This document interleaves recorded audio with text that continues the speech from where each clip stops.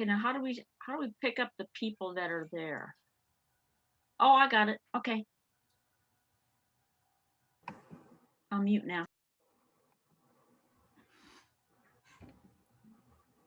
So how do we see them?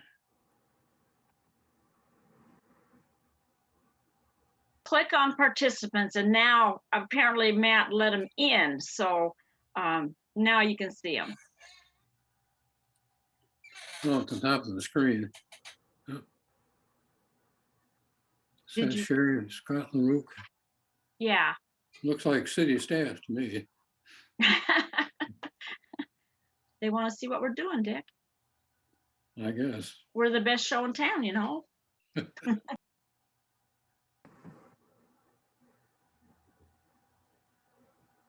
Longest running show, you and me. Yeah. Amen. Okay, we're ready to go whenever you are, Okay. Mayor. Well, thank you everyone for joining Albany City of Albany work session this evening. I'll go ahead and call the meeting to order and roll call, Gabe, please. Yes, Your Honor. Mayor Alex Johnson II. Here. Councilors Olson, Here. Novak, Here. Bartholomew, Here. Kopczynski, Here. Johnson, Here. Smith. Here. All members present, Your Honor. Thank you very much, Gabe. So next on the agenda item is business from the public. I have a new script I'm going to read to the public. Business from the public is for persons wishing to address the council on matters not on the agenda. Speakers will be limited to 3 minutes unless extended by the mayor. Councilors should hold their comments until business from the council. All written material has been forwarded to the councilors, I can verify that, and entered into the public record. Instructions for getting copies of public records is on the city website under business from the public. The following persons submitted items for the record: Troy Plum from Albany regarding food carts, and Noreen Collins, Albany, regarding food carts. The following persons have signed up to speak to us this evening: Troy Plume, Jason Shepard, Dylan Harvey, Nelson Adams, Trent Hunter, Noreen Collins, and Laura Herman. So Troy Plume, are you ready to speak to the council?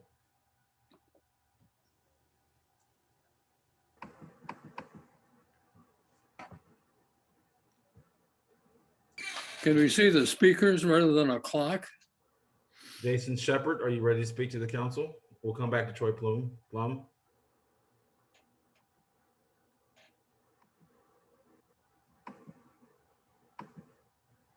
Dylan Harvey, are you present? If you are, please unmute yourself and go ahead and address the council.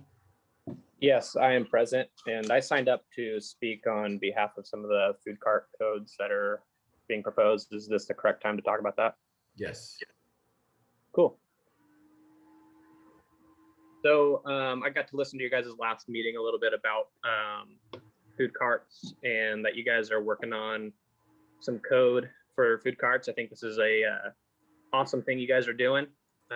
Me and my wife operate a food cart in the Albany greater area, and things are confusing sometimes when it comes to code. So something easier to work with you guys is going to be beneficial to both of us.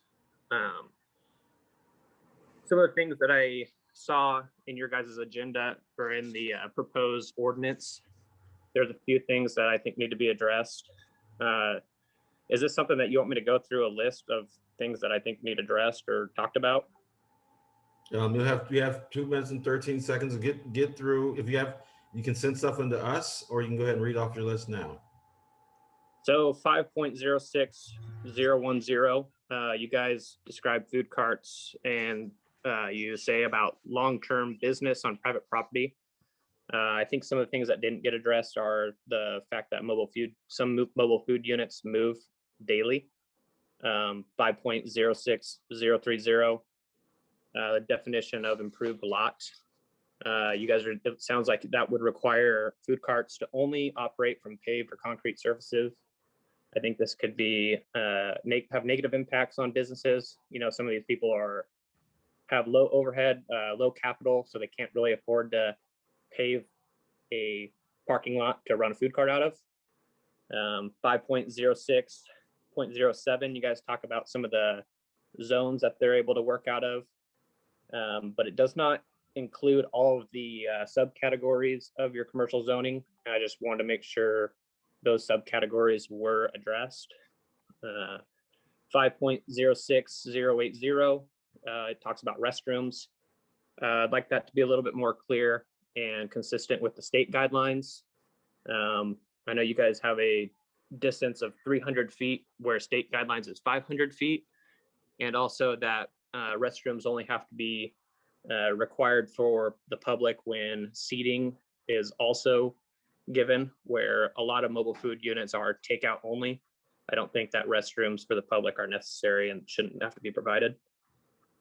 5.06090, you guys talk about the electrical hookups for mobile food units. My main concern with that is some of the verbiage around the generators, and the distances seem to be arbitrary, and I don't know where those distances were, where they came from. Specifically that they have to be 10 to 15 feet from the mobile food unit. I think this is going to also hinder a lot of food carts who have onboard mounted generators that are meeting requirements. And then my last one is the 5.06.140. It says that you can only operate a food cart for 2 or more consecutive days within the city limits, without obtaining and going through the full plan of review process. For the mobile food units that are actually mobile and go to different spots every day, this is going to create a lot more work for both of us and the city members or the city staff, having to go through a planner review if I'm only going to be in a spot for 4 hours for one day. Okay. And I'm in a different spot every day. All right, thank you very much. Thank you much, Dylan, for your feedback. The staff is going to capture that in the minutes, plus it's being recorded. And at some point, I'm sure the city staff will get back to us on recommendations, or at least they take it under advisement. So I thank you for your time this evening. I greatly appreciate it. And it's been recorded. We've all heard it from you, and we'll be talking about it possibly during business from the council. Thank you. Nelson Adams, are you available this evening to speak with the council? I am. Sir, tell us where you're from, and we'll go ahead and give you your 3 minutes. I'm Nelson Adams. I am from here in Albany, Oregon. And for those of you that don't know me or my business, I own the Kona Ice here in Albany, Oregon. And my business, we do a tremendous amount of fundraising for schools and nonprofits here in the Lynn and Benton County. And so since we started here in the summer of 2017, we have raised about $30,000 for different schools and nonprofits in this community and the surrounding communities. So I'm just going to be real quick here. My kind of worries are with some of these new rules and fees coming into effect, possibly, that I'm just kind of concerned with how much of this might affect me and my company being able to give so much back to the community. Basically, when we do school events, we are giving anywhere from 20% to 30% of our earnings right back to that nonprofit in that school, sometimes up to 50%, depending on what the event is for. So I just would like just for everybody to kind of keep that into a matter of fact, is when we put through some of these fees and how much they're going to be costing, and as well as these rules for some of us food trucks who do like to stay to these rules, as far as like when it comes to where you're dumping your gray water and, you know, our generators, and, you know, everything is up to code for most of us. I do understand that there might be a few food trucks out there that aren't doing things correctly, and I don't think that that should reflect on a lot of us over here that are, you know, doing everything to code. So I do appreciate the time to speak, and I just wanted to be kind of short and clear, and, you know, just to keep us in mind for, you know, those of us are obeying the rules, and those of us who are giving a lot back to the community as well. Thank you. Thank you so much, Nelson. I greatly appreciate it. And we're going to take it under advisement. Like I said earlier, it's being recorded, and you have an opportunity to talk with us. The council will be able to speak during business from the council. Thank you. You. Brent Hunter, are you available this evening to speak with us? Yes, I am. So tell us who you are and why you're here. My name is Brent Hunter. I am from Albany, Oregon as well. I own two things. I have a drive-through restaurant as well as a mobile food truck that we utilize here in Albany and throughout the different areas surrounding this community. A lot like Nelson, we've worked a lot with the schools and different things like that, raising money for the schools.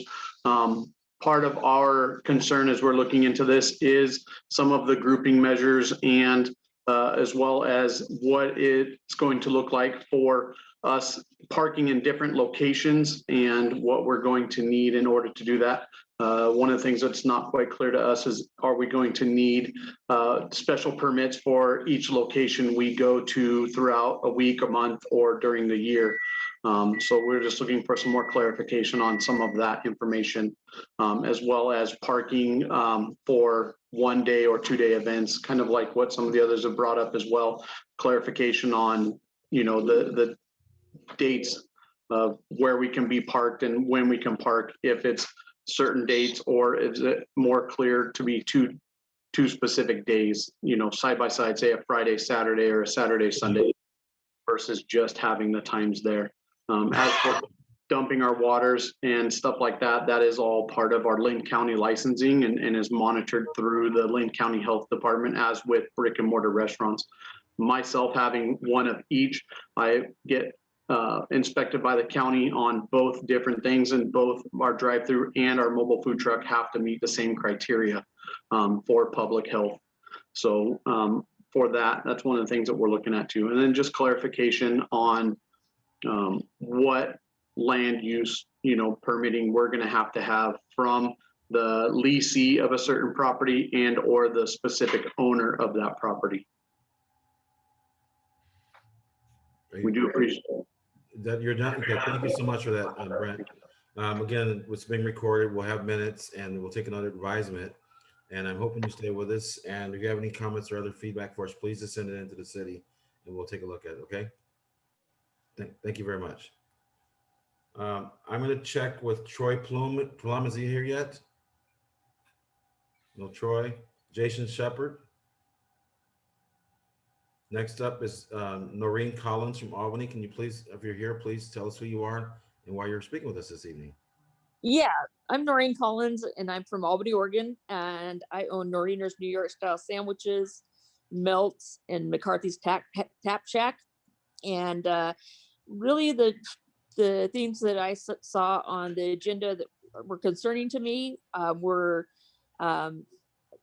expanding the ability to set up in one location for longer than 120 days. The proposal for 365 days is definitely what I'd like to see happen. The other couple of things that I saw on there were what they said that we couldn't have small sheds or warehouses to stock overflow product. I have 2 small sheds in my location there at 520 Pacific Boulevard Southwest. I have one for Melts and I have one for the Noreener's New York style sandwiches.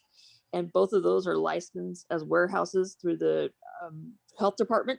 So I would like to be able to keep those. And the other item is lights and heaters. For the lighting, I think it's important not only to have for the customers, but for my employees as well, to have an area well lit. We get some sketchy characters walking up and down the Pacific Boulevard.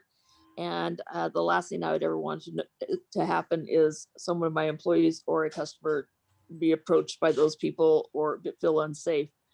And unfortunately, we live in Oregon, so I personally feel that the heaters are important for the customers while they're waiting for their food, or if they want to sit down at a table and eat their food there on site. I am set up primarily on gravel. However, I have built walkways to all my trailers. So the customer, if they pull up and they park, they never have to walk on gravel. I have 4 foot by 8 foot walkways built in sections of 4 foot by 8 foot all around the trailers. And, unfortunately, March, of 2020, I had a full schedule for events festivals and fairs and catering. And that came to a screeching halt. So it's important for me to be able to, for the longevity of my business, to be able to continue to operate on a long-term basis, on the different spots. I have found where the 520 Pacific Boulevard is the spot where I'd like to stay, especially with my big trailer. And I would appreciate any consideration that could be brought into that when you guys are bringing up your discussion about this matter. Well, And thank you very much, Noreen, for submitting comments today. It's been recorded. Will be minutes coming from this meeting, so you'll have access to those prior to a city council meeting, I believe. Am I correct in that, Gabe? They come out upon occasion. Usually they're out. You'd find them in the regular session minute agenda packet. Right, thank you very much. So thank you Could I- again, Noreen. Could I just make one closing statement? Sure. Okay. Yeah. And another thing about our business is we do promote that employing people in recovery. I'm a recovering alcoholic. And so a lot of times that I'll give some of these people a chance that may not, that other employers may turn their back on just because of their past or what they, everyone deserves a second chance in my mind. So if they have a felony past or not the cleanest record, have a hard time finding jobs where I will hire them and give them a second chance. Yeah, thanks for that feedback. I appreciate it. Yeah, thank you. Laura Herman, is that correct pronunciation of your name? Yes. Okay, thank you. So tell us who you are, why you're here, and let's fire away. Okay. Good evening, City Council and members of the public viewing tonight. Oh, here's my video. My name is Laura Herman, and I'm the owner of Crackling Wood-Fired Pizza off Pacific Boulevard. I am here to address the proposed food truck ordinance. I would like to start off by thanking Officer Kendall for taking the first steps in creating a clear guideline for food trucks to follow when operating in the city of Albany. Up to this point, the rules have been vague and restricting, which does not contribute to a healthy business climate. It is imperative for you, the City Council, to take a close look at the proposal and propose changes that happen moving forward. As you do, consider how these guidelines will impact food truck business in Albany and the citizens we serve. Food truck owners are no different than other small business owners in the community. We all have a dream, a vision, and a passion, and we all have decided to build our dream in the city of Albany. Remember, it is not the job of the City Council to approve rules that inhibit or make these dreams harder, but rather to approve a clear framework that all mobile food units can follow, regardless of whether we go solo or join a pod. Keeping this in mind, you will be following the free enterprise system the US is built on. As food truck owners, we focus on one type of cuisine. We keep our menu small, specialized, and amazing. For us, it's pizza. We support our local economy by buying local. We use local cheese, local meats, veggies.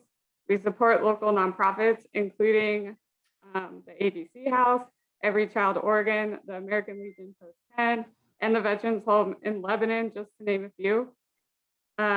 We are important to this community. We've made a positive impact, and it is important that you move forward with this proposal, considering mobile food units as every small business owner out there. We deserve the time and consideration to make these guidelines work. I understand that some of these proposed code lines that we're seeing today are already being worked on. So I'd like to address a couple of things I can fit into my 3 minutes. One, lighting outside of the mobile food unit should not be prohibited from our lots. For us, lighting is safety. It's safety for our guests to walk to our truck from the parking area, and it's safety and security for our truck at night to identify theft and trespassing. Another issue is requiring a paved lot. This would be a huge expense to incur. And I believe mobile food units may be the only ones who want to conduct business in some of these gravel lots that have been vacant for years. And I think that's an advantage for Albany, that we can see these lots as a business potential.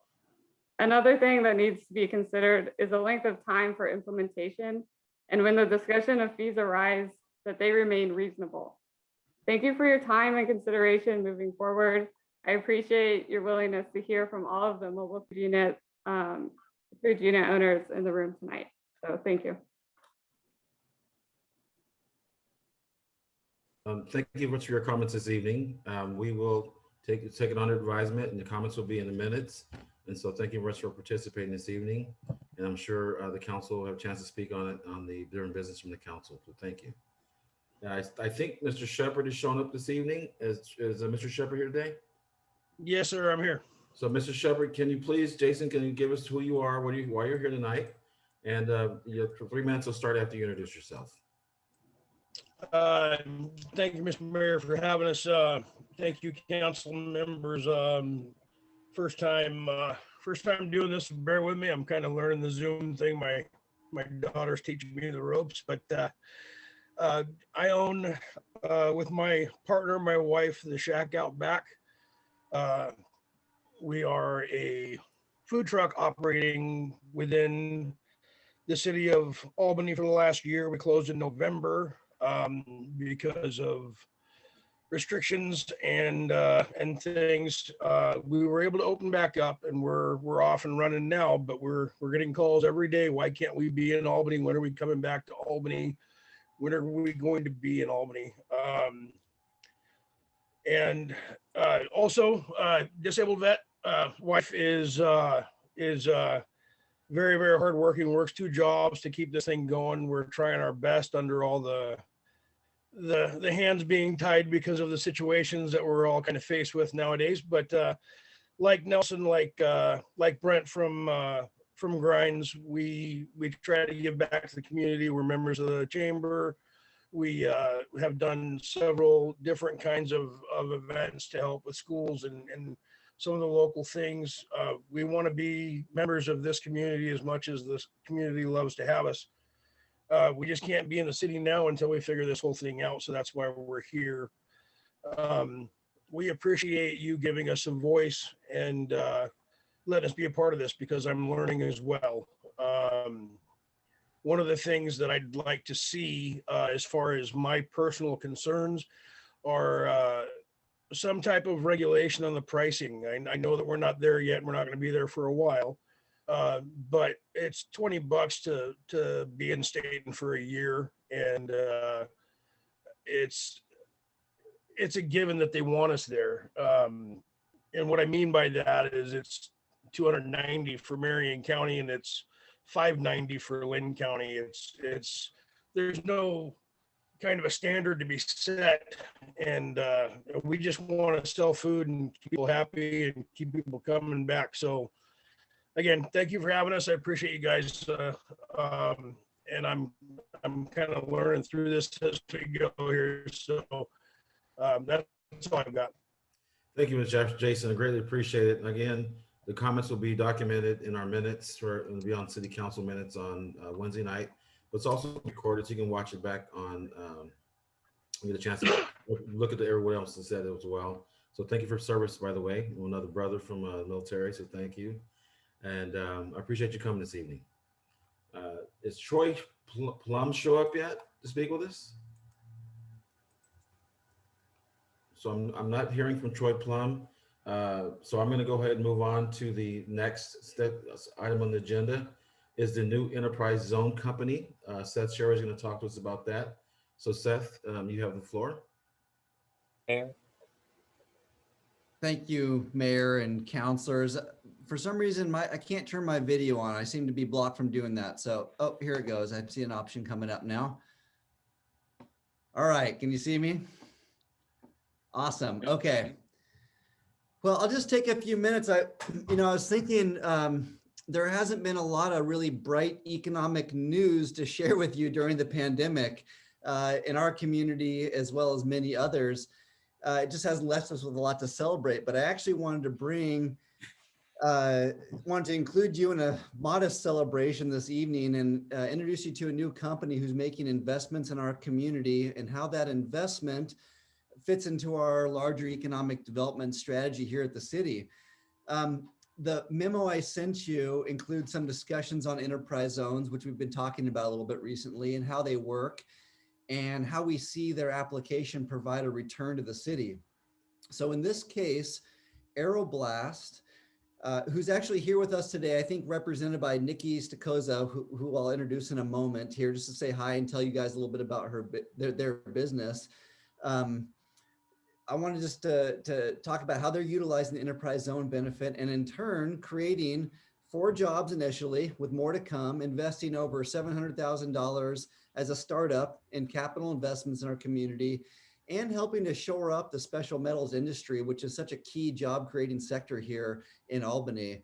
And I'll just note as well, I think I said this in the memo, they right away jumped on board with LBCC to try to utilize the newly developed CTE program, which the city has invested significantly in to help create a technical training ground to produce a workforce that can meet the demands, the technical demands of our existing industry and forthcoming industry here in town. So it's exciting to see them take advantage of that resource as well.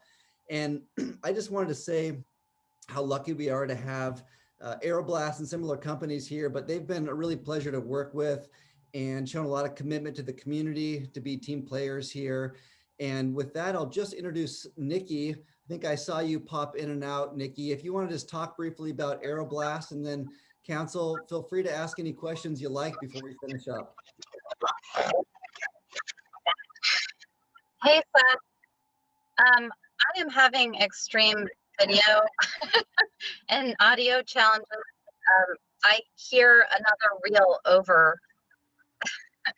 I hear audio over what we're talking about, so I apologize. I'm going to try to go through this as quickly as I can. Can you hear me, Seth? Nikki, we can hear you. And if you like, I can share my screen if you want to show those couple of slides, if that's easier. That is okay. I'm having challenges here. Can you see my screen? We cannot. So can you, have the slides been sent to the staff? Because I think Matt Harrington can throw them if he has them. I've got them here, Matt. If you can make me. Actually, yeah, share or Steph, if you want to. Can you hear anything? Yeah, Nikki, yeah, we can hear you, but you're having some connectivity issues. I hear audio over myself, so I apologize. Okay, did you share your screen, Seth? I'm sorry, I'll just start. So my name is Nikki Stokoza. Alex Bochanek is also, I believe, on the line. We are both traveling this week, so I apologize. We are a manufacturing services business, new to Albany, and we're so happy to be here. We're supporting the aerospace and defense industry. We are basically an outsourced manufacturing company providing services in the investment castings industry. We are within the supply chain of their manufacturing process. Currently have a large excuse me, Nikki. Excuse me, Nikki. We're looking to grow very, very rapidly over the next 6 to 18 months. We're working on our second contract right now, and we are just really glad to be here.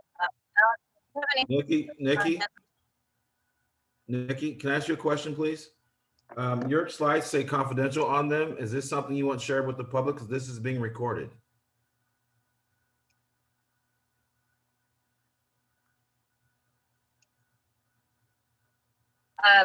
I can't, Seth, I'm sorry. I can't see anything or hear anything. So yeah, you know what, Nikki, I think you guys are working like dogs. You're traveling back and forth. I might just give a quick overview and then we'll have you back again if that works. There was a question about the slides that you shared. They say confidential, but they're not confidential. These were pulled from another report and this is a truncated version. So just, it's okay for you to see these. And I'll just say on behalf of Aeroblast then briefly, I'm sorry you guys can't hear them well. Nikki and Alex, they really are great. But essentially what they do is in the investment cast industry, when the specials metal industry is making a part to say go in an aircraft, they create that part out of wax initially. They dip the wax in ceramic solution. They melt the wax out and they fill that void full of titanium or whatever special metal they're using. I think most of you know that. What happens is after it's cast, those parts need to be cleaned off. And so in this case, Aeroblast is providing a unique service that actually cleans up those casted parts and gets them ready to, in fact, go directly to stack hip, if you remember the hipping process that we've supported here in Albany, and then eventually back to the casting houses to be sold to the airline manufacturers and that kind of thing. So that's in a nutshell. Nikki, I know you could do it better, but that's in a nutshell what they do. And in fact, one of the reasons it's so exciting to have them here is because they're shoring up and bringing a new value-added process to the whole chain, the value chain of the special metals industry here in Albany. Oh, sorry. This slide just shows proximity to some of the casting houses here in Albany and in the Portland area, and one of the reasons they chose to locate here in Albany. There are a couple in Millersburg as well noted, and then a few down in California. And then here is just a few graphics, obviously, of their process. I'll just note as well that they initially were going to do this actual aeroblasting process, which is really blasting a medium at high pressure to clean up the parts, but they've identified another process and have actually initially been using a large CNC machine to clean up some of these parts, and will be moving towards aeroblasting here. And again, they've done very well in the few months they've been up in operation, and a pleasure to have them in our community. So Mayor Alex, with that, I'll finish here. And if you have questions, I'd be happy to answer those. Oh, thank you, Seth, for that overview. I would like to hear from her in the business in the future, because I was kind of broken up, and when she's in a better environment to communicate with, I think it'd be fantastic to hear about your company. I really do. And I apologize for cutting you off, but when I saw the confidential, when I saw the confidential, I kind of freaked out because my background, confidential and secret, are really important. So, counselors, do you have anything? We appreciate the opportunity. Thank you. Thank you, Seth. You're welcome, Nikki. Travel safe. Counselors, do you have anything for Seth? Thank you. Sorry about that.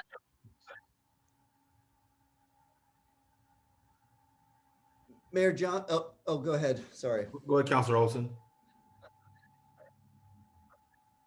You have to unmute yourself.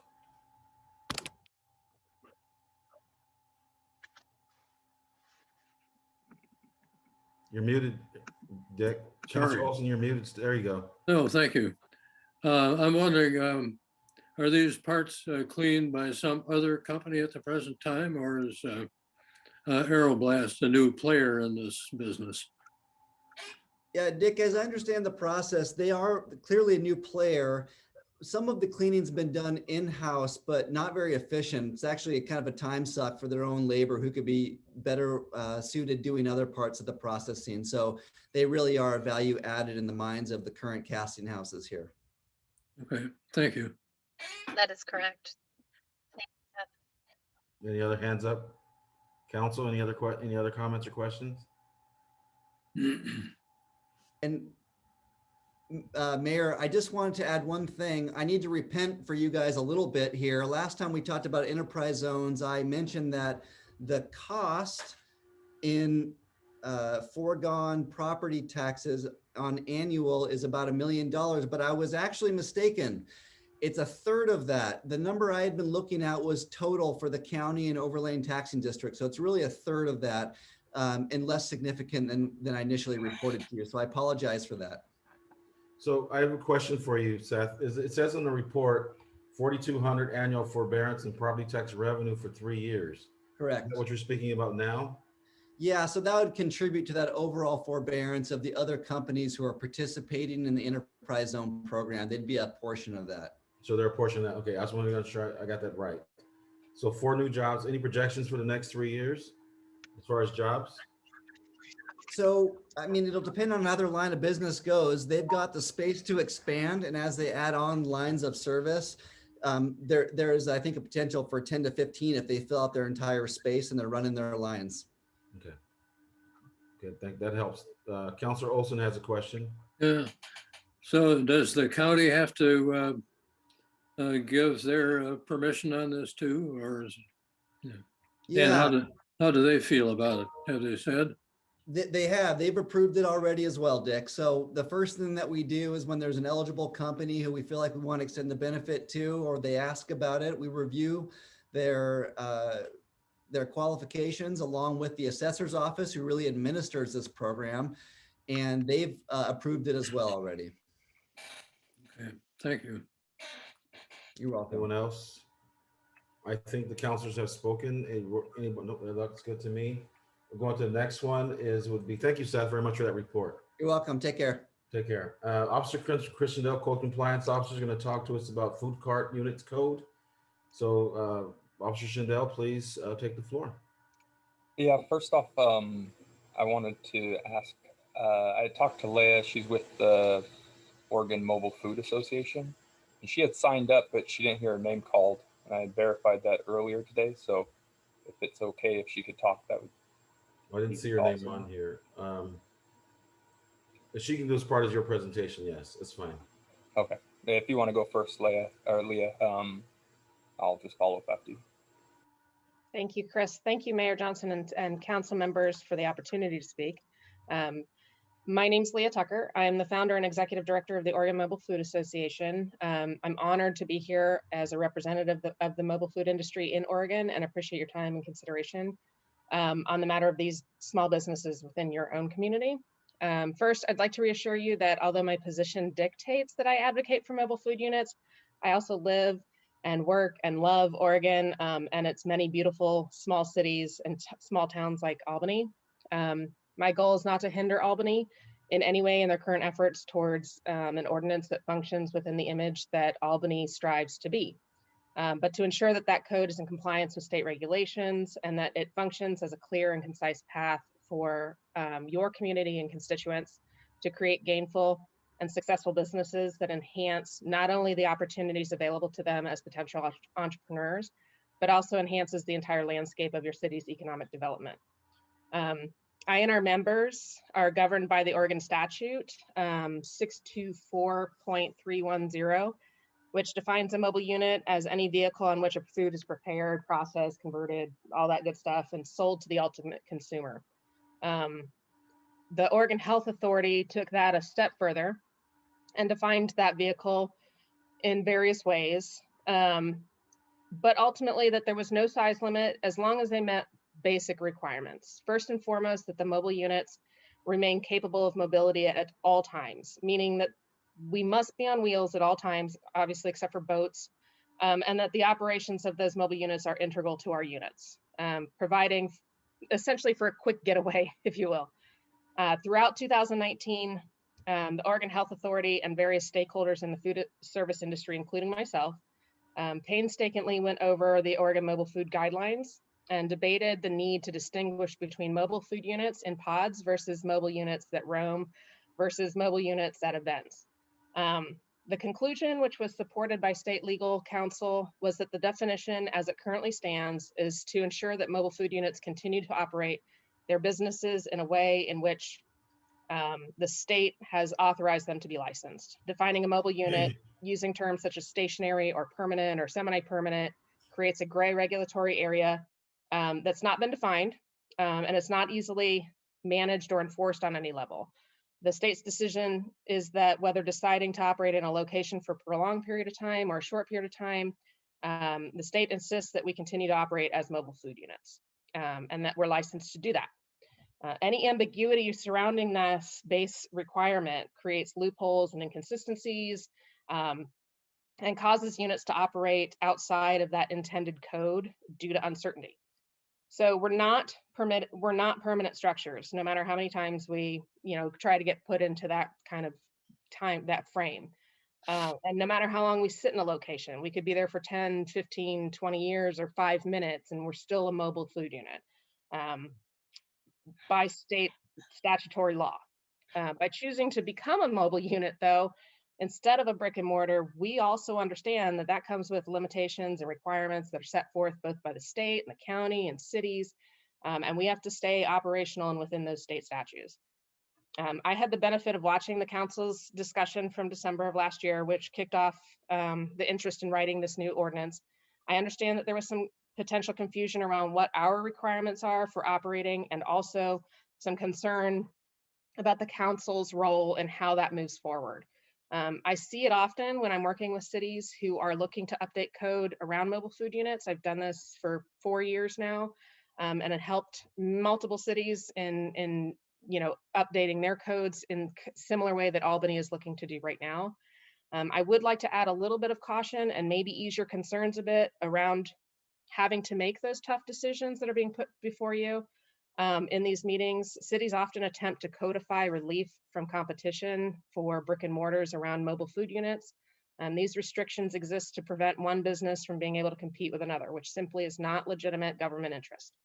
Indeed, virtually every court to consider one of these laws has held them to be unconstitutional and struck them down.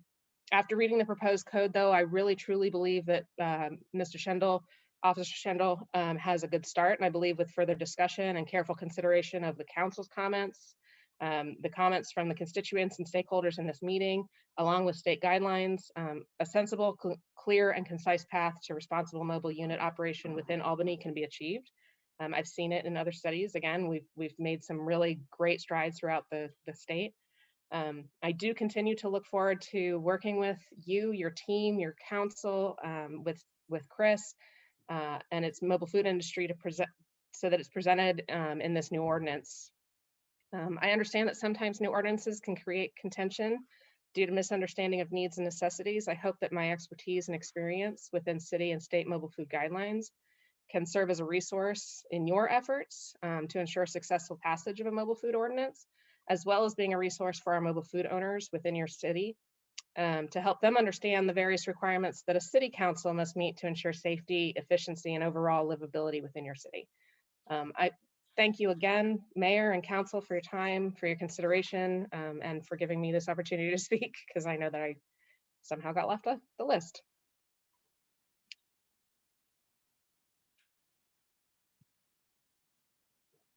Thank you, Leah. So if you could get my screen to share. Yeah, thank you, Leah. I appreciate it. I didn't consider this part of the business from the public because you're part of his presentation, so it's fine. And then if you could share my screen, Matt, that'd be awesome. Or whoever's controlling that. You should be able to share. I see it now. You see my PowerPoint? No, No. but there's not a restriction on you sharing.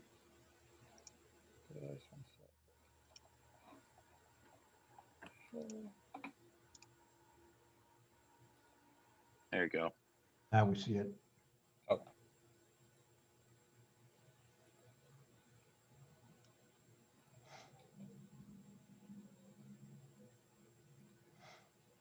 There we go. I don't get to see what you see, so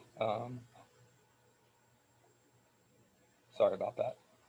Hopefully you see the whole presentation and not just the outline. We see pictures. Okay. So as you could tell by everyone's comments, this is a pretty complicated and not so straightforward topic. There's a lot of different agencies that have their hands in it, as well as different interests on the outcome. So it's been nice to work with some people that operate these facilities and set up guidelines to hopefully reach a goal within our city. So building off with the last city council work session regarding mobile food units, I wanted to give a somewhat holistic approach to this meeting while focusing on the city level concerns. To do this, we must understand what mobile food units are at a base level. So they are state standards required that mobile units be just that, mobile, and are able to move at any given time. What does that mean? A mobile food unit is that a mobile food unit cannot simply let their truck rot in disrepair, where they're sitting on flat tires or broken major components. They are regulated and licensed through the state and county. State standards have been increasing over the last few years, with the Department of Health standards in the early 2020s and a new standard set to come soon regarding fire code. Was originally supposed to roll out at the beginning of this year, but it's been delayed. They also,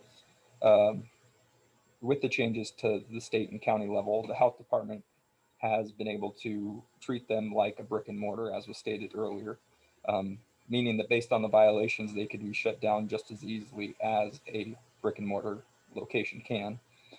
They undergo an annual inspection period, which goes over all components of the mobile food unit, from the prep to the food to the waste created and its disposal. So what mobile food units, with understanding what mobile food units are, you must also understand what they're not. Mobile food units are not the land which they are placed upon. Simply put, the fact that they are mobile in essence separates them from the land they establish operation on. That means that landowners must be held to a certain standard when they wish to have a mobile food unit on their property, be it a single unit or a pod style. Landowners must understand expectations as well as the mobile food unit operators for city to overcome its growing pains.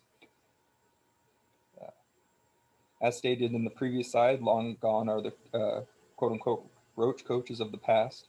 Not only are there state and county regulations, but city by city have developed mobile food unit regulations and are becoming a normal part of business models. They are not detrimental to the local economy. Many food trucks are owned and operated by local residents and employ local residents as well. This holds true within Albany. Some cities have even used mobile food units as boosters in certain areas of their towns. They want to drive activity too. For example, some cities have motivated mobile food units to operate in an open in lower socioeconomic areas in hopes to drive a positive activity to that area. New homeowners to purchase in the area and begin to develop. For brick and mortar, this would be unlikely, as the startup costs are too high and too great of risk for those areas. However, what many cities have seen is that some of these trucks, once the areas start to turn around, do develop brick and mortar locations. And mobile food units aren't going anywhere. In Albany, they're ever increasing.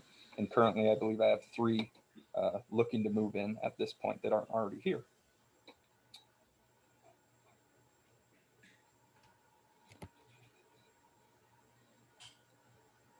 So mobile food truck growth is just a general overview of the US. Oregon is one of the major players in mobile food units. As of 2021, it's an estimated 26,228 food trucks in the US. And Oregon is one of 10 states that holds 57% of those trucks. On any given year, it could be between 2,000 and 3,000 within the state of Oregon. It's also understood that food trucks are outgrowing restaurants at 5.5% to restaurants at 4.3%, with COVID helping accelerate this growth. We must understand that the growth of mobile food units in the US, as well as understand that brick and mortar establishments are also beginning to use mobile food units. That's to say that restaurants, as we heard from a speaker earlier, also use mobile food units. So this code would affect some brick and mortar establishments within our city already.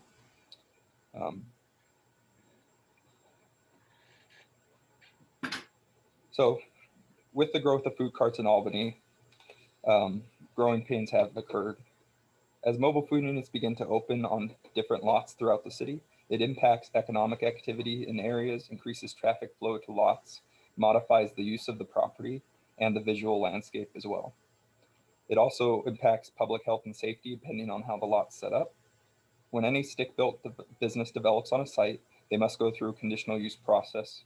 This process looks at traffic access in and out of the site, parking requirements, average amount of visitors, pedestrian flow within the site, how the final project will look overall, and many other items.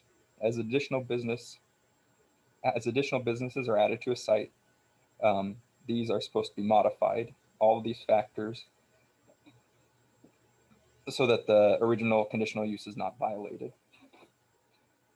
The code does not offer a one-stop, our current code does not offer a one-stop knowledge base for vendors who are wishing to move to Albany, which has created a lot of confusion among the vendors.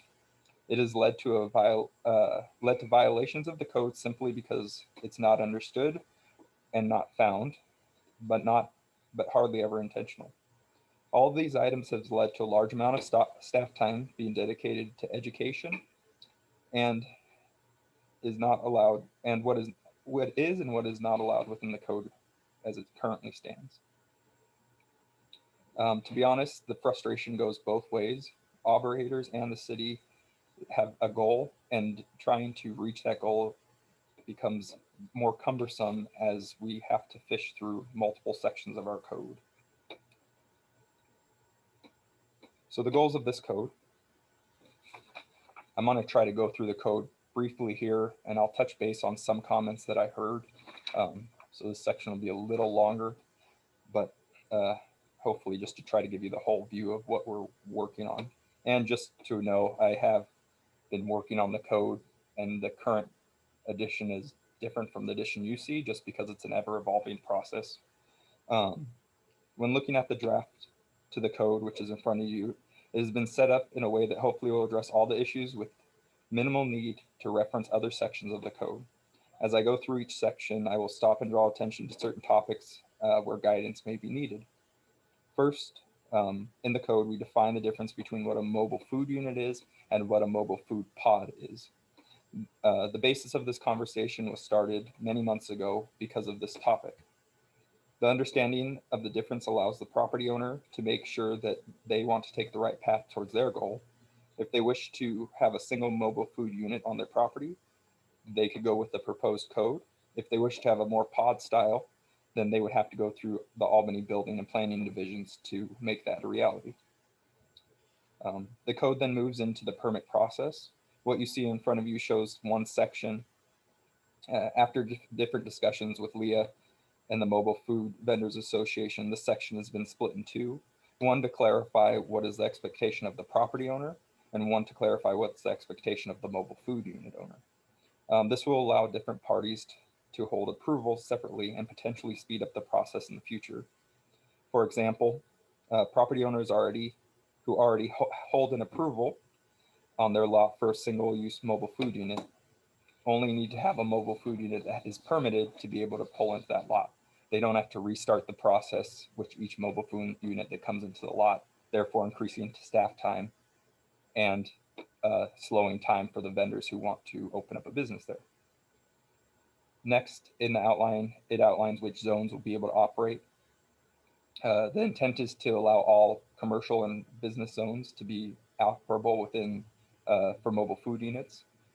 This closes any misunderstanding where the operation would be allowed in a residential zone, as some Oregon cities do allow. The code moves into the what is expected from mobile food units, defining how they will remain a mobile food unit, what type of lot they will operate on, clearances from structures and combustibles. To answer one of the questions with the generators, that was from the fire department and what their guidance would be. Maintenance of the property, facility requirements, additional amenities, and understanding that the outlined sections do not exclude them from state and county requirements. The next code discusses utilities, more specific the electrical, which I just touched on, and where it could be on the location. One thing that has been added in the draft moving forward is that the units that have been through manufacturer guidelines allowed to be under or attached to a mobile food unit would be allowed. So his concern that that shouldn't be a concern moving forward, as that should be addressed. After these sections of code discusses prohibitions, the prohibitions are based on the permits being granted. Some of these items can be allowed, but would require either the property owner or the mobile food unit owner going through an additional process with the Albany Planning and Building Department. In future drafts, it'll be sectioned out to where you'll know which could be obtained through an additional permit process. But for this code, it's specifically if you just want this permit and to open on basis with no additional amenities, this is kind of like the cut and dry, simple way to get there. But this should hopefully allow for businesses who want to grow a location or develop into a permanent facility to slowly add amenities to a site through additional processes of the building and planning departments. The code also discusses special events and exemptions in order to allow for the events we have each year to continue uninterrupted. Items such as the farmer market, art and air festival, river rhythms. These sections provide exemptions for local establishments to have pop-up events, which is, if you see, he brought it up in one of the public comments. It would be number one, mobile food unit may operate within the city of Albany for 2 consecutive days within a 30-day period without first obtaining a mobile food unit permit. This is to allow for some locations who want to drive business to their drive residents to their business to have somebody come in from out of town or a local one that may not have a permit to do a pop-up event there for 2 days out of the month. And lastly, the code reviews sections that actions that can be taken if it's violated, and which range from citations to revoking the permit. Officer Shindell, there's a couple of questions. Councilor Novak, could you please turn on your camera? And then I'm going to acknowledge Councilor Bartholomew first.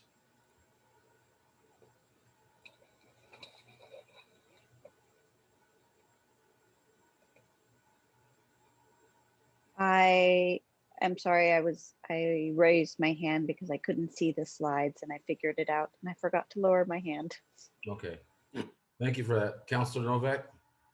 Yes, hi. I raised my hand because I wanted to make sure I was seeing what Officer Shindell wanted me to see. I didn't know if he was showing pages of code or if the screen with the information that was on the screen was what he was referring to. So I just had a question about that. And I don't know why my camera keeps turning itself off. I promise you I'm not touching. The only thing I'm disabling is my mute button. So I don't know what's going on with my camera. It's like the 4th time I've had to turn it on. Okay, thank you for that. Thank you. Councilor, go ahead. Councilor Kopczynski, I think had a question. Oh, sorry. No, Councilor Olson, do you have anything? I'm wondering, are we going to have a public hearing on this ordinance? I don't think we're doing anything today other than hearing the information. Is that correct, Peter? Yeah. Correct. Yeah, so I'll finish on my last slide, but the essence of this meeting is to, since originally coming to you guys back in the last work session, the council has changed quite heavily, as well as we have a somewhat working ordinance that does need some modifications as we continue to work with the groups around, but could also lend to some guidance from the counselors on this phase instead of bringing you a completed code and something that you may not see in the best interest of Albany. So we are going to be talking about the ordinance in a later meeting. Yes, and I plan on talking a little more today.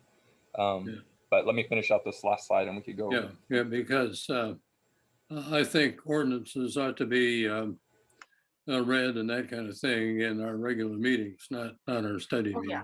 Yeah. Agreed. Yeah, this isn't coming to you guys on Wednesday or anything like that. This is a very drafted ordinance. It's not ready for council adoption. I'm glad to hear that. It's a work in progress, Councilor Olson. Good. Sorry for the misunderstanding on that. So the outcome, this code really aims just to give better guidance to both the mobile food units within Albany and the city. It holds both private property owners and mobile food units accountable, sets the same standard for all mobile food units within the city, and allows for variance for special events and pop-ups. It allows mobile food units to be able to grow a location as they want to expand their business, and provides a single point of contact for mobile food unit operators within the city of Albany, as currently that's one of the biggest things I hear back is they have to go to multiple different people depending on what they want to do on a site. So I know we're kind of short on time. I could delve into some of the code stuff if you guys want to at this point. I don't, Counselor Johnson, go ahead, please. Yes, Chris, I was wondering, on the 506-130 says prohibitions. It says that they can't have chairs, tables, and heaters, lighting. I mean, I do agree with the lady that said that the lighting, is security, but what about what about storage where they have to, like she said, keep the milk and stuff like that? Are those storage things allowed? So there seems to be a pretty big misunderstanding about what storage is. So the license that is granted, the warehouse license, is for all items that are used within a day's operation. Okay. Now, some of these facilities have taken that as to, well, that's everything and anything, and these facilities become quite large, when actually, in actuality, that isn't what they would use in a day's operation. Right. So if they want something as large as they have, then they would have to go through the building and planning process to have a more permanent structure built. And this section's also being rearranged a little bit, but if okay, and then I we're have working towards the storage thing. okay, I was just wondering too, how are these food carts taxed, They're not.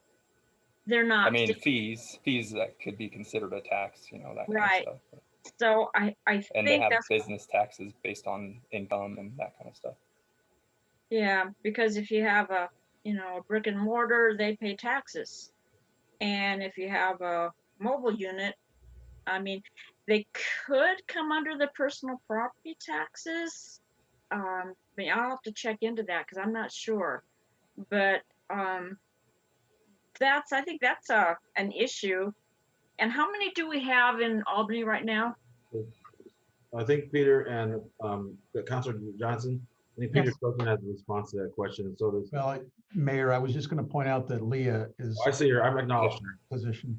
So I think, Leah, what's your last name, Leah? I'm sorry. Sorry, Tucker. Leah Tucker has can answer that question for you, Councilor Johnson. Okay. I see Yeah, you- so in regards to taxes, we're like any other business. We pay our business taxes and, state revenue taxes, similar to any other restaurant enterprise. What we don't pay is obviously the, like taxes that you would have on property based on not having a brick and mortar facility. That being said, it's one of those things that when we worked with the mobile food guidelines and we were dealing with the state and them, making that very, very distinct line between mobile food units and brick and mortars, this actually came up with that conversation as well. And the state legal counsel said, well, you had a choice. You could go mobile food or you could go brick and mortar. You made a decision one way or the other, and you kind of live with the restrictions and repercussions and consequences of having one or the other. So where, we may not pay property tax as far as the land because we don't own land. We do have all the same business taxes and we do pay all the penalties and fees and licensing and permitting. And so there is a decent amount that goes back to, state and county. And then of course, most cities have some kind of business license and like this, an ordinance that we pay a fee for applications. So do they have to actually file their personal property taxes like a regular business would? Just like any, yeah, as a sole proprietor, a lot of these businesses are sole proprietorships, so yeah, they file the taxes similar to any other sole proprietorship. So any kind of revenue becomes an income-based, tax structure. We don't have really the personal property in the sense that we don't have land. Right. No, I'm saying the personal property is what's the everything it takes to run the business, the equipment, the anything they use. That's all included in our. That's included in our in the business filings, just like any other business. Like I said, the only thing that's not included from a stick business and our business is the land piece. That's the only difference between my taxes and a brick and mortar restaurant. Okay. All right, thank you. Well, thank you. Thank you very much, Leah, for the response. Councilor Novak, you were next up. I got you. I see you. Marilyn. Thank you. Okay, and I'll take my hand down too. Okay, so there was a notice on the screen from Officer Schindel that said that the standalone units and the food pods would have the same or be held to the same standards. I don't know what that means. Are we talking specifically in regard to like all the usual food safety stuff, or because to me they're not exactly the same. If you have a food pod or a food court, that's kind of like having a restaurant with 7 kitchens, which is more like a standalone than something that moves every couple days from one part of town to another, or that isn't part of a food pod court. So this is where, and sorry about that, I didn't mean to misspeak earlier with Councilor Johnson. I figured you're talking about the property land tax. That's why I said no, they don't, but yes, they do pay all the other taxes. As far as the difference, or what I was talking about between treat all mobile food units the same, the hard part to pull out of that is that the mobile food unit themselves are not the pod. So if a mobile food unit decides to park within a pod, that's the pod landowner's responsibility to maintain certain things. If they want to park as a single unit on a lot somewhere else, say like currently we have a couple of units where Lowe's are wanting to have 1 unit on their property. That's Lowe's responsibility for the requirements of their property. And the food truck themselves, be them in a pod, be them in a single facility, would all fall under these guidelines, because this guideline is specifically for, besides approving the lot, specifically for the mobile food unit itself. And that's what I mean as they're all treated the same, is no matter where they decide to set up. Okay, so I guess what I'm getting clear in my head is that the responsibility, if you have a food pod, if you own the land, if you're the landowner, you have certain responsibilities that a person who's trying to make a go of it in a food cart does not have, because they don't own that land. And I don't mean just taxes. So a mobile food unit pod would have different responsibilities based on what they want to set up. So if they wanted to have coverings that are permanent, tables that are permanent, all that stuff would go through the building and planning department, as like it did at the barn. And within this code, one of the things that I've changed, as that you guys don't see in front of you, but after talking to Leah, is kind of the understanding that yes, it restricts lighting on there, but if you want to reach that new area, you could go through the process of putting in additional lighting through the planning and building department. Now, people might not want to hear that, because yes, there is a cost to that, but at the same point in time, we have to have a standard on the visual landscape as well, which all businesses, brick and mortar, have to require. They go through, you know, when you go through the land use approval, they talk about traffic flow, how the building's going to look, where parking's going to go on the property, all that stuff. So it hurts to hear that stuff, but it's not an achievable thing that could be part of your overall growth of a business on a lot if you wanted to get there. There are ways to get to each of those things. But at the base of this code, if you just want to open up shop, come in for a few hours every day, different locations that have been approved, you just need this permit. Cool. Thank you, Officer. Thank you, Councilor Lovett. Yeah, I just want to say for the record, as a restaurant person, and that's, you know, brick and mortar is different, but I want to make it, I would like to see us as a city, as a council, make it as easy and simple as we can for people to do business.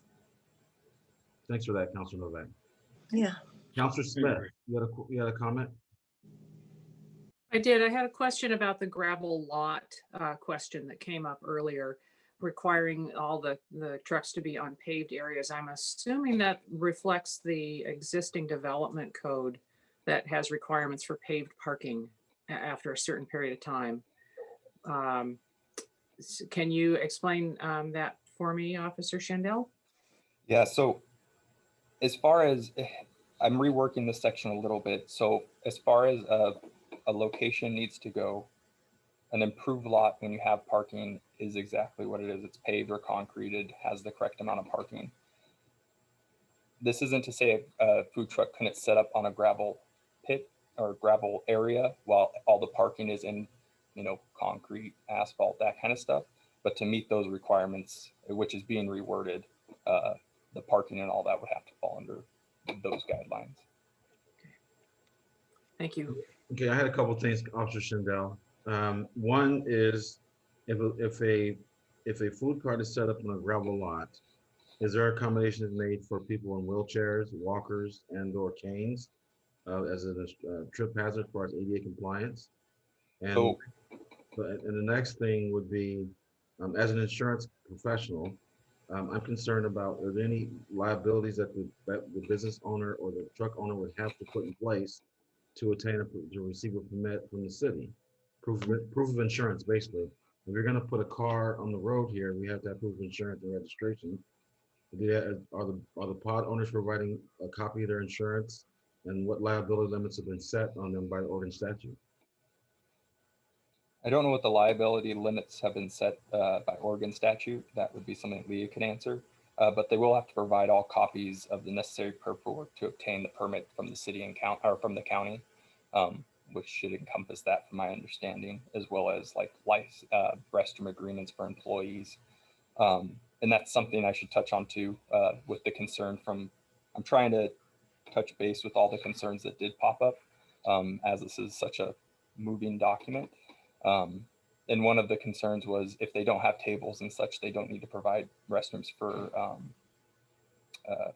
people coming to their establishment to buy stuff. And that's absolutely true. That is being worked, being reworked, as well as when I originally talked to the Lynn County licensing group, I either misunderstood them or they misstated, but they said 300 feet. That is going to be changed to 500, which is the state standard. That was just a misunderstanding on my conversation with them. So what about the ADA compliance? And so for the ADA compliance, uncompacted gravel and stuff like that, building and planning would have they have standards set for that, you know, the compaction and all that stuff. As far as like Narina, she actually put pathways for all of that that were permitted through the planning and building department. So they're a hard surface set on top of gravel that have ramps to allow people to get on top of them, which could be a path forward for those areas. Okay, thank you. And Leah, can you address the insurance question? What liability limits are set for people with food carts? Yeah, so mobile food units have a $1 million liability policy that we usually bring in with our county licensure. So when we're licensed by the county, they request a copy of insurance. Most cities will ask for a copy of that with their application. So on the application form, it'll state, you know, all the pertinent information plus a copy of your county license, restroom agreements, insurance documents, all of that stuff. That's pretty standard. I don't know a single mobile unit that doesn't own liability of bare minimum $1 million. Okay, so thank you for that. Chris, or Officer Shindell, do we currently have that in our form or application? I don't. I'm noting it right now that you'd like that to be specifically called out. And the reason for that is if somebody gets sick, that we have to ensure that our citizens are protected. If somebody's serving them food, and they were to get an infection or something, that they know that there's a way to readdress that with the food provider. Counselor Smith.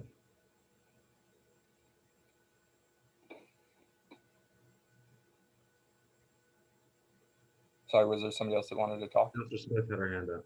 Oh. You're still muted, Counselor Smith. I did not have my hand up. I'm sorry. I see them. Okay, thank you. Is there anything else from the council this evening? Yes, I have my hand up. Okay, so I didn't see a Counselor Cupton. I'm sorry. This is for Christopher. Just checking on brick and mortars stores or places, locations of any kind, have to pay for city services all across the board, just through the normal processes. How does it apply to any MFU of any kind? Is that based on the property owner paying for all the city services, and that it's maybe part of whatever the rent is that's being charged to them, or how does that work? So as far as dumping and stuff goes? No, I'm thinking like police, lights, fire safety, all that sort of good stuff that, you know, everybody else pays for. Yeah, as far as I understand with all the codes I've read and the cities I've talked to, that's not something that they pull into. There is one city that has a, I believe it's Bend, has a, can't remember what they call it, but it's pretty much like a cleanup fee they add on to their permits. So their permit, I believe, falls around, I want to say it's 340. I forgot my stack of, oh no, I do have, hold on one sec, I can tell you exactly.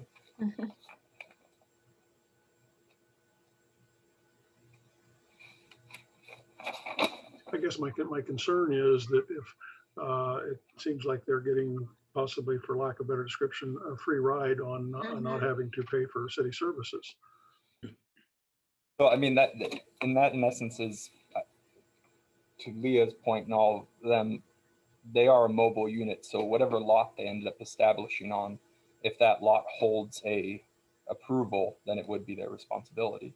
Now that might be absorbed based on rent or whatnot, but there is no city I found that captured that besides, I believe it's Bend, which they have like a cleanup fee in addition to their permitting. Thank you. Thank you. Any other comments, counselors? No, I guess that's it. So, Peter, do you have something? Yeah, I just wanted to make a note that Mr. Plum has been trying to reach us, but he's unable to get connected through Zoom. Oh. He wanted you to know that his letter that you received now last week and then again represents his position and the barn, okay? Well, thank you. I've read that a couple times already. Thank you for that, Peter. Yes, yes. So thank you, Officer Shindell. Thank you, Leah. We greatly appreciate your presentation this evening. We'll take it under advisement. I know there's work to be done yet, and I know you're consulting with or counseling Officer Shindell. So thank you. Appreciate your time and ensuring we get this set up properly and done right for the city of Albany. Thank you very much again. And the next thing on the agenda items would be Officer Shindell again. So welcome back, Officer Shindell. Shopping cart code update by Officer Shindell, pages 10 to 12 for your agenda. So your floor is yours. Carts have been my life. Shopping carts, food carts.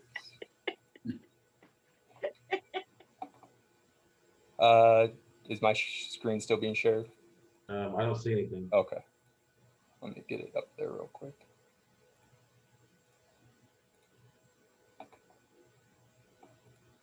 Did that do it? Yes. Okay. So this one we are planning on bringing to you on Wednesday. It's an update to our current shopping cart ordinance.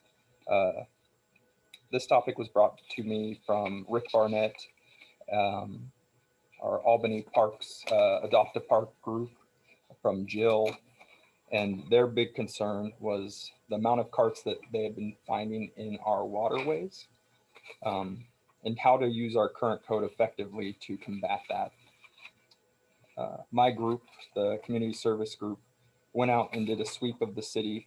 We ended up recovering over 40 carts, about half of which were in our waterway. They ranged from carts in Albany, which all businesses, even we got 2 Michael's carts from Corvallis.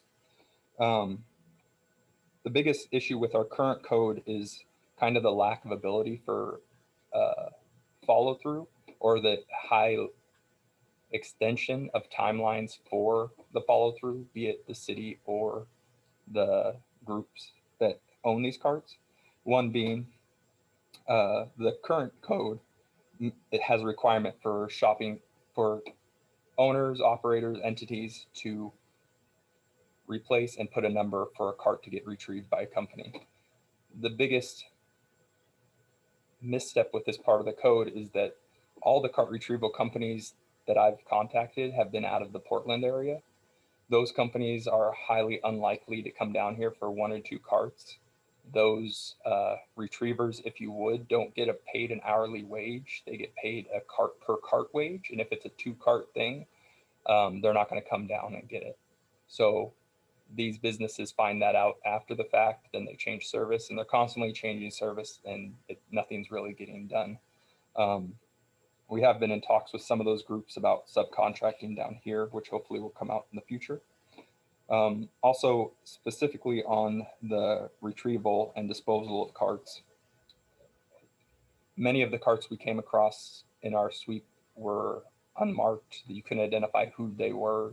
But the current code requires us to continue to hold those for 30 days, even though we can't contact anybody. So adjusting that for us to be able to dispose of those when we come across them. And then instead of allowing the people who were notifying at the time of grabbing the cart or identifying the cart 30 days to do so before action can be taken, shortening that to a 7-day period and kind of meeting them halfway. Most of the feedback we got from stores when we went to them telling them, you know, this is an issue is, well, I can't do anything about it. Oh, we'll get to it when we get to it. Me being somebody who worked in the grocery field for over 12 years, know that in the manager's standpoint, that is just the cost of business. Carts are going to leave your lot and you're responsible to go retrieve those carts.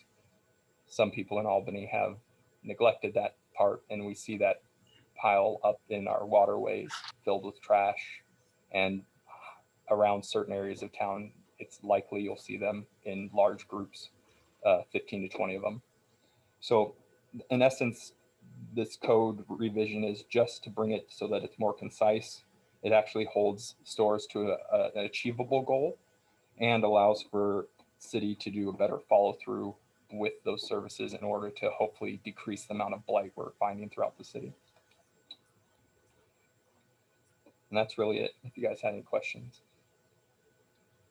So I just have one question. Is there a way? Oh, that's an engineering question. I'll ask an engineer. I'm sorry. I just think we need to have carts designed to make it difficult to overload with stuff and drag around town. So there are multiple ways that that could happen. You know, some lots have magnetic strips on their outside that make the wheels lock up if you take them out of the property. Some of the stores go through that coin base where people bring them back for the quarter or, you know, whatever you have to put into it. There are different paths that companies take to get those carts retrieved back. Mostly those are in bigger cities, but something we could definitely look at requiring if we wanted to. Thank you. Councilor Johnson. Yes, I just kind of a point of information. Prior to the current city manager's term, actually, my husband had approached the city and, you know, says, hey, you know, if we can work together, I'll go around town and I will go ahead and pick them up. And he never heard back. So I'm thinking that this, I mean, of course, now it's, you know, he's retired and so he can't do it, but I would think that there's some way that someone would be willing to do this, do the pickups, go around town, look for it, you know, not just, you know, hire a company or something, you know, I mean, it wouldn't be, well, it could be an everyday job. I mean, Lord knows we've seen enough of them around, and I'm sure you have too, and businesses and stuff. I mean, they have no control over if they go off their lot, and I do like the idea of not having to wait so long to, especially the ones that aren't marked, just to get rid of them or whatever. But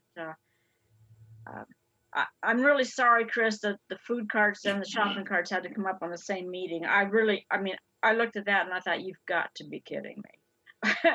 But anyway, so, you know, I think there might be a, you know, like keep it simple. If there's someone who would be willing to, well, not say contract with the city. I know that, I know there's probably some liability or whatever, but I mean, it's an idea. I think that so it doesn't take so much darn staff time. You guys have enough I'll touch base on that a little bit. So I talked about a group out of Portland looking at subcontracting into Albany.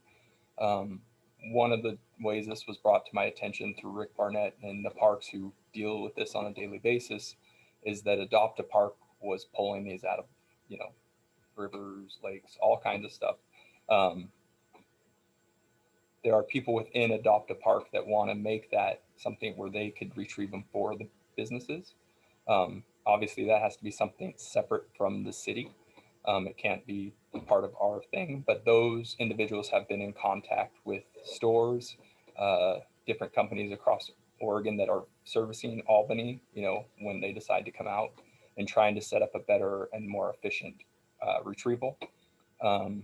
Within that, you know, this is all kind of a mesh of the workings, but within that, Adopt a Park has talked about being able to bring those carts as they retrieve them to the PD so that they're not left on site and ending up back in the water, to where we notify them, let them know they need to pick them up. So on the back end of this code, there is a big push to make less staff time in dealing with that issue. And it's just not captured in the code because obviously putting that within code language would be hard, but there is a big push to get it out of the city hands on a daily basis and more into kind of a automated system, if I could. Thank you, Officer Schindel. If I could touch on the fine part of it. So I find it, I don't find a fine to be overhanded, and that's because I worked in that industry for so long. What often happens in these cases, and I know I'm guilty of it when I worked at Albertson or at a store, is that, you know, when people call to, hey, we got a cart of yours, why don't you come get it? I'm busy, you know, I'm here making money. There walking, you know, 10 minutes to get a cart isn't the time I'm going to make money. And that's what we heard a lot of from stores, maybe not so direct, but, you know, what am I supposed to do about it? All those things. There used to be a real big push that, you know, it is an ORS ordinance that is theft off of property. Well, a lot of agencies a lot of businesses don't want to do anything about that. So if they don't want to be a victim, they essentially become part of that problem. So I do think the fine is a way to make them realize, hey, you got to be a solution to this problem too, because in essence, if you're not the solution, you're part of the problem.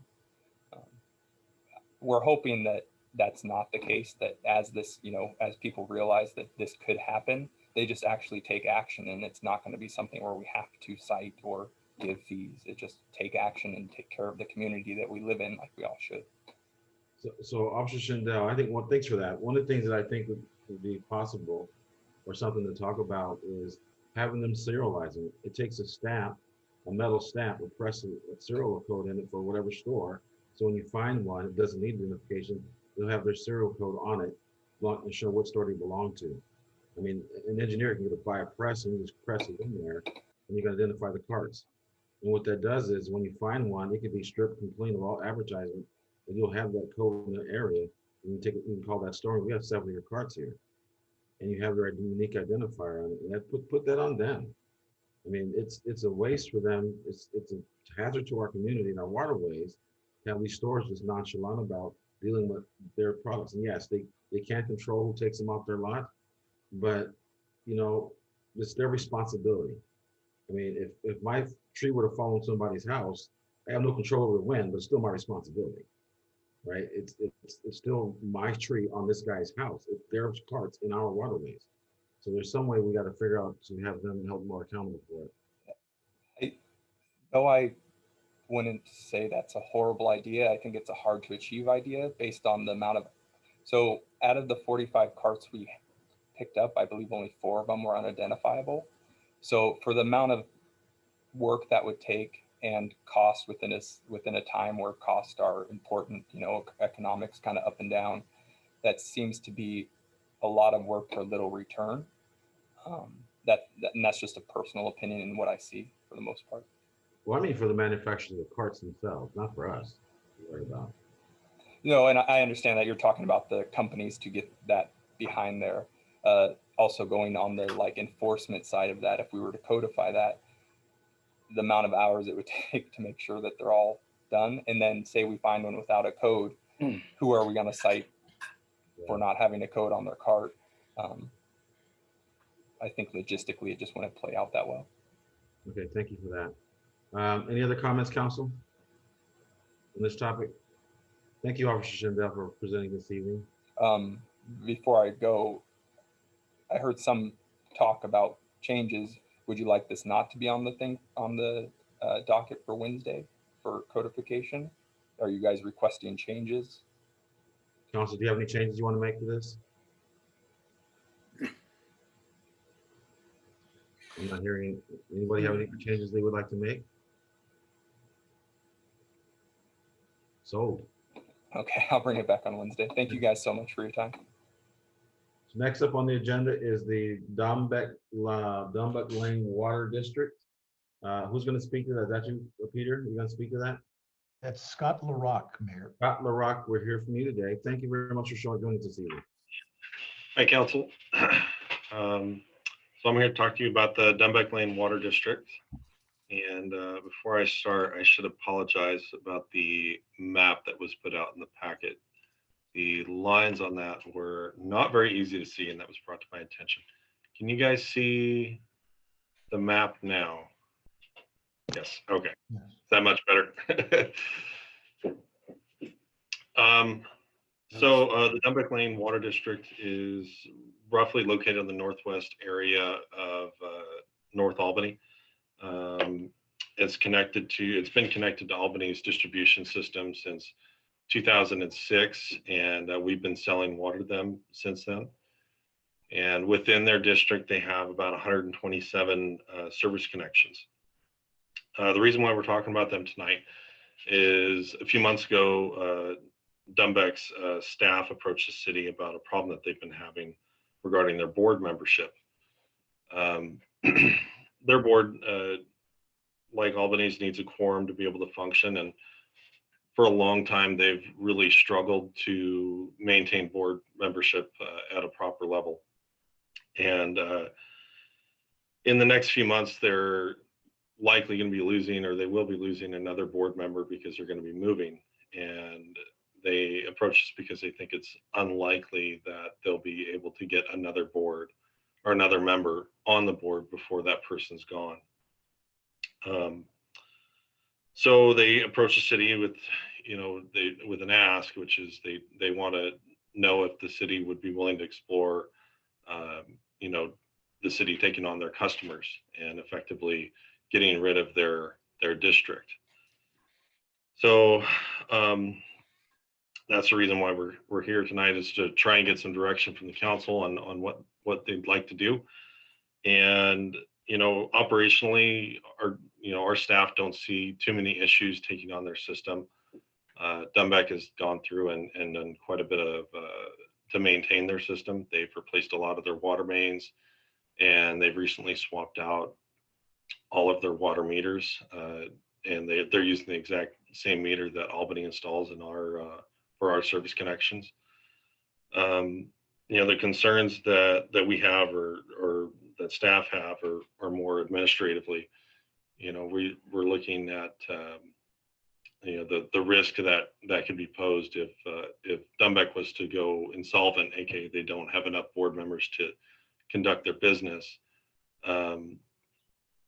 Albany would be put in a potentially peculiar position. I think eventually, it could end up that the district's operations runs, in front of a judge, or Oregon Health Authority could get involved, and Albany would be likely viewed as the best in position to take over their system.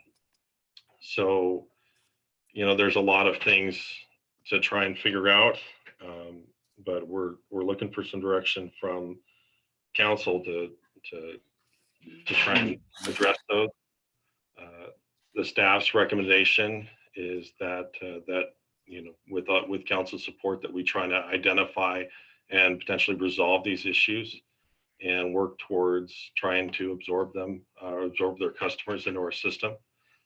But ultimately, that's as those things are explored, we would be bringing that to your attention in the future and having further discussions. Or if council does not want to pursue that, then we would essentially stop all of our talks. So, Councilor Smith, you have a question? I do. The Dumbeck is outside the city limits. Is that correct? That is correct. Yes. Thank you. So would the city be taking over control of that water system, or is it just the water and metering itself, or will we take ownership? I believe we would be taking over. I'm not exactly sure of all the details in that. I think it would depend on how they would be absorbed. I mean, we'd be in charge of, I believe, yes, we would be in charge of their whole system and take ownership of their system. Yes. Councilor Smith, you have another question? I do. Thank you, Mayor. This brings to mind a lot of other requests that we have had over my time of involvement with the city for service outside the city limits. Dumbeck is a special thing because it's its own district, but we have had requests all around the edges of Albany for years. Can you just take me on? Can you just take me on? We've had counselors in the past who have had very strong feelings about extending service beyond the city limits because of its effect on rates and the doors that it opens up to other service extensions. So I think while I understand that this one is an easier question to answer because we're already serving them, those questions are going to pop up again. And I just wanted to raise that as something that we should be thinking about. Mayor, can I? Who was that? That's Chris. Oh, yes, go please, Director Chris. Thank you. Just to chime in on what Councilor Smith is saying, that one of the other advantages besides being able to have a controlled dissolution of the water district, which as Scott said, is better than it being sort of foisted on us, which we're a little bit concerned about. One of the other things is that, you know, we currently have a framework. The council has developed a framework and a policy regarding adding service outside of the urban growth boundary in North Albany, and having Dumbeck as part of that, our system would allow us to put them under the same rubric, if you will. Right now, they function, they're their own entity. And so when it comes to land use, Benton County is their land use authority, which would still be the case, but we don't really have very much influence on development out there in their properties that are not currently served, but could be. Whereas if we were to take them in one of the things in this process that we would need to investigate is what should Albany do to define water service in the Dumbeck service district in the future? And that's one of the questions that we would need to work through. There's a number of questions, as Scott mentioned, there's a number of challenges here. You know, it's like a city absorbing another city, and they're their own legal entity. And so it's there's a lot to work through. And so we would be back to council to discuss these things as they come up. But we didn't want to get too far down the path. If the council is strongly opposed to this idea, we wanted to know that early before we invested, you know, a whole lot of staff time into this. So Councilor Bessie Johnson. Yes, with some of the things that Chris said, it's kind of like we want to get ahead of it rather than have it dumped on us and we have to do it. So it seems like this is kind of like proactive rather than reactive. So I think we should look into what it's going to take before we get lambasted with, okay, we don't have anything. So, you know, because I'm sure there's a process of, since it is its own water district, there's got to be some legal ramifications too. So I'd say we should go, I mean, my idea would be that we go ahead and look into it so that we know what's coming. Thank you. Thank you, Councilor Johnson. Councilor Kopczynski and then Councilor Smith. Yes, this is for Chris and Scott, I guess. Are you aware of any kind of liens, liabilities, litigations at all in the background with them that we would be absorbing if we took this on? The only thing that we know for sure that's quite obvious is that they did take out a loan to do some improvements to their primary water transmission main that they're still paying the debt on. And what we are doing is Benton County has been part of these conversations already as well. And so we're working with Benton County to see if they can, it's very complicated, but if they can, the Dumbeck District become part of the North Albany County Service District, which some of you may remember. If you don't remember, it's fine. We can explain it later. But essentially, Benton County commissioners would be responsible for levying the fees that would pay back the debt. And so the city of Albany would not assume the debt. The North Albany County Service District would assume the debt. And we identified that quickly as one of the problems because of our, lack of ability to take on additional debt. So, but the Dumbeck customers would be paying that debt just as they are now. So I'm gonna go Counselor Smith. That was the next, oh, Counselor Bartholomew, your hand up. Counselor Smith, then I have a comment. Oh, and then Counselor Novak. Counselor Smith? Nothing. Counselor Novak? Nothing. Counselor Olson? Yes, I'm wondering, how many people are there out there in that water district? Do we know? I don't know the number of people, but there's 127 service connections. Okay. And I'm wondering, are their water bills more or less than the average typical Albany person pays at this time? Do we know? I don't think we know for sure. We could probably get that information from their board and see what they have given us their rates before in the past, so I could figure that out, but I don't have that off the top of my head, but we can find that out. Director Bailey, is there a Dumbeck representative here amongst the meeting today? I'd like to hear from somebody from Dumbeck. Is that possible? Rob is on the line. I believe I saw him earlier. He's Dumbeck's consulting engineer. Rob, are you there? So Rob, is the plan for Benton County to absorb the district and the services are provided by Albany, or is it? So I understand. I'm trying to understand that relationship. So would Benton County be absorbing, or would Albany be resorting? Land County absorb, or what is the vision for Dumbeck? So the vision would be that Dumbeck would be absorbed into the North Albany County Service District. Okay.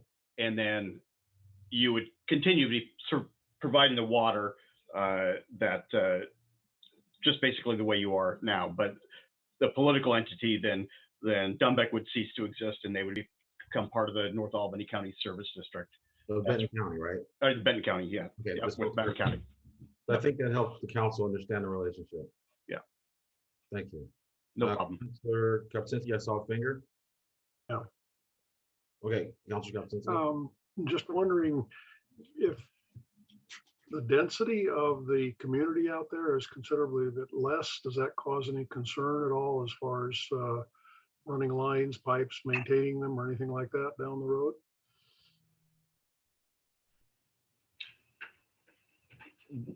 The line's out there now. I mean, as long as, I think that gets back to what Chris Bailey was talking to about trying to control some of the development.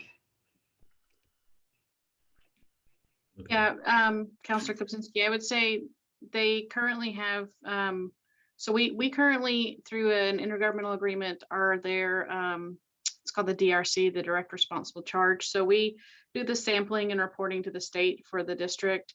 And there's no water quality concerns or things of that nature.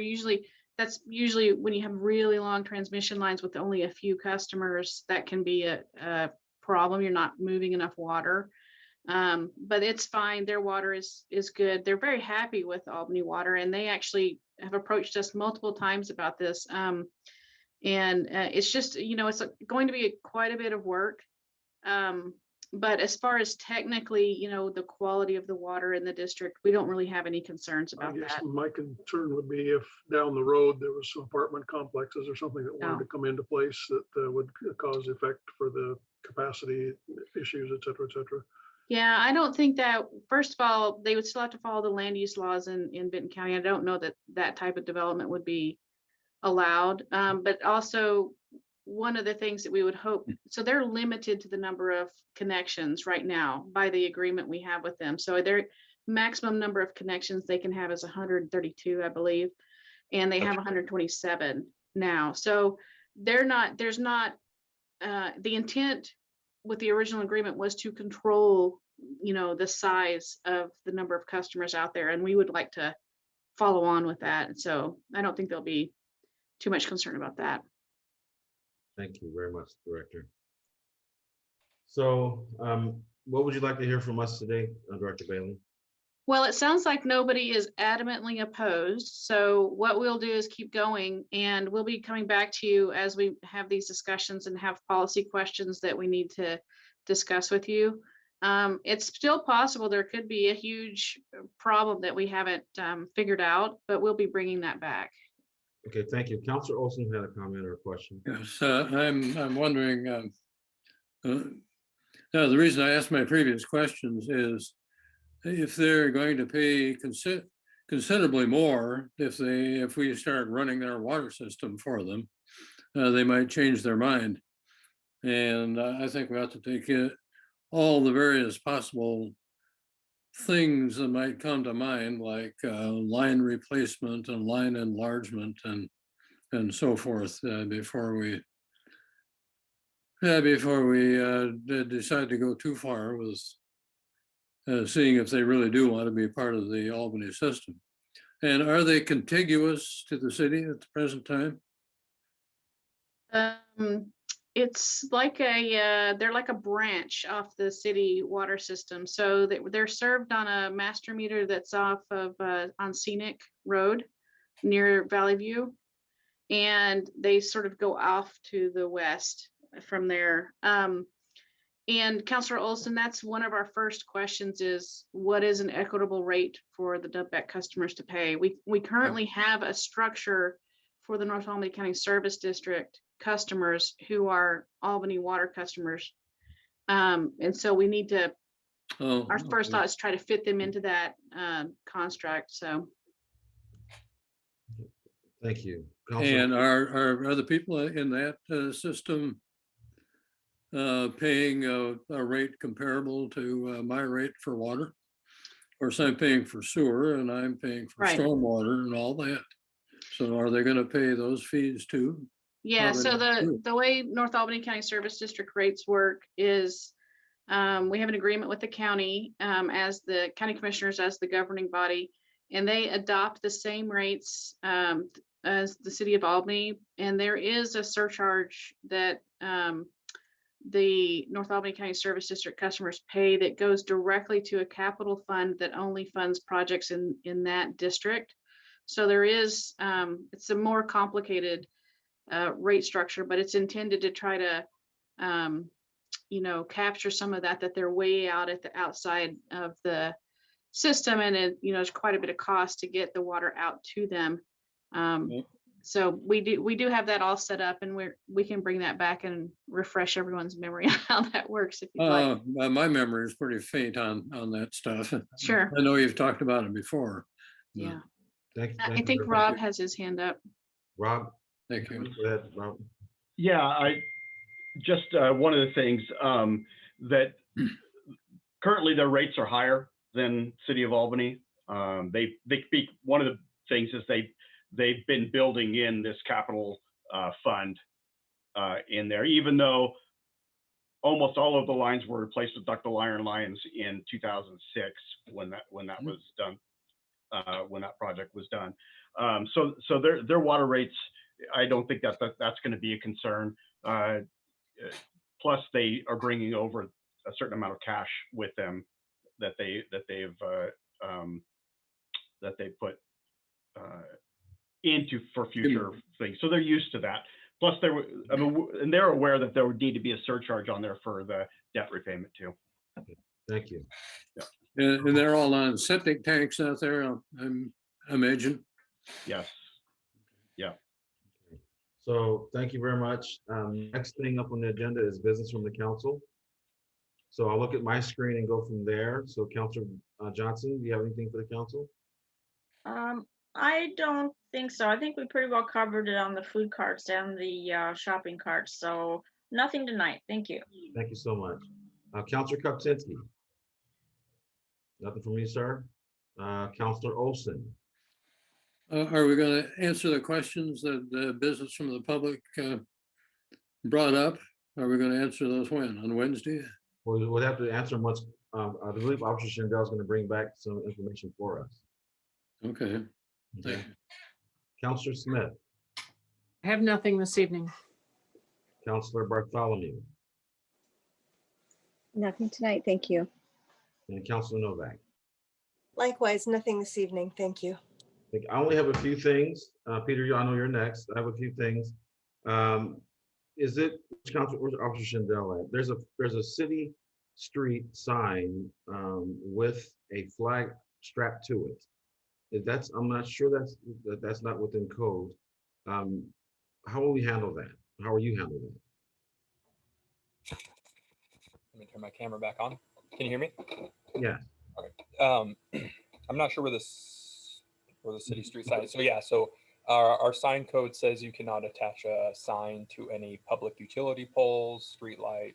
So yeah, in general, the way I handle those is education first. If they decide not to listen to the education, then citation.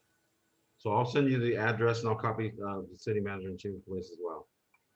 Other thing is so we have a special request from the South Albany High School senior class. They submitted a proposal to the downtown, to me and the Downtown Association about grad night downtown. We have not, other than receiving it, haven't had a meeting yet with the Downtown Association. But it was a really nice, request from our high school seniors. I don't know if it's possible, but I'd like to at least look at it and see if it makes sense for the Downtown Association, maybe the businesses downtown to benefit from these high school seniors request. And then I'm in the process of interviewing the remaining candidates for the HRC spot, human relations spot I have open. Oh, I'm sorry. Go ahead, Matilda. I didn't see you, Councilor Novak. I just wanted to comment, since you brought that up with the ADA and the high school kids, I am the liaison and they will have a meeting next Thursday. So I will sit in and pay close Perfect. attention and get back to you. I'll leave it in your hands. And the last thing is that I've done 4 interviews already for applicants for the Open Human Relations Council. I have 6 more to go. And once that's done, I'll be submitting, inviting someone to serve the city in that capacity. And other than that, thank you very much today. And I will turn the meeting over for the city manager's report. Thank you, Mr. Mayor. And you had received, all of you received an email from me earlier today with an attachment that was a letter from DEQ referencing mercury cleanup. And Chris Bailey is ready to provide you a little bit of background and explanation of that letter. Okay, so it's a little unusual that DEQ sends the letter to the city council, so I'm not quite sure why they did that. I'm guessing there was some requirement from the EPA. Way back in 1996, the DEQ issued, it's called a total maximum daily load, which is a document that looks at the pollutants in a water body and says, we're going to limit how much people can discharge of these range of pollutants. One of those on the Willamette is mercury.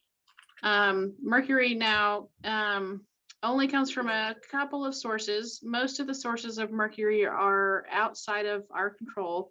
The largest source that we think in our area is air deposition on land. So most of the work that we do has to do with sediment control and keeping the sediment on the ground and not getting it into the waterways. There's also some other mercury work we've already done with dental offices who used to use dental or mercury in the amalgam. And there's a separation system they use now to separate the mercury out before it goes down the drain. So a couple of notable sources, but we had this TMDL come out actually in 1996, and we wrote an implementation plan for it then. Subsequent to that, DEQ was sued, and the TMDL was thrown out for mercury, and they had to revise it. The EPA, I'll just say, helped them revise it. And now that process is now done, and they've issued this new TMDL for mercury. All of this is to say it's not a huge deal. It looks very scary. mercury in your water. You know, mercury is not good. We don't want it in the water, and we've already done quite a bit of work to get it out of the water. So we have to just rewrite our plan, make sure it complies with what DEQ is requiring of us now. I don't think there'll be anything too significantly different or in addition to what we're already doing. But before it goes to DEQ, we'll of course bring it to the council and talk with you about it. But mostly, again, as I said, it's about sedimentation control, which we already have a program for, and you know, best practices in disposal of mercury products, which we already have programs for. So a little bit scary, but it's not really a huge deal, and we'll be bringing it back to you once we've written the plan. Thank you, Director Bailey. Did you have anything else, City Manager? No, Mayor, thank you very much. So I'll call for the adjournment of the meeting, and thank you all for attending this evening's meeting. I will see you Wednesday night at 6 p.m. Have a good one. Good night. Good night. Night.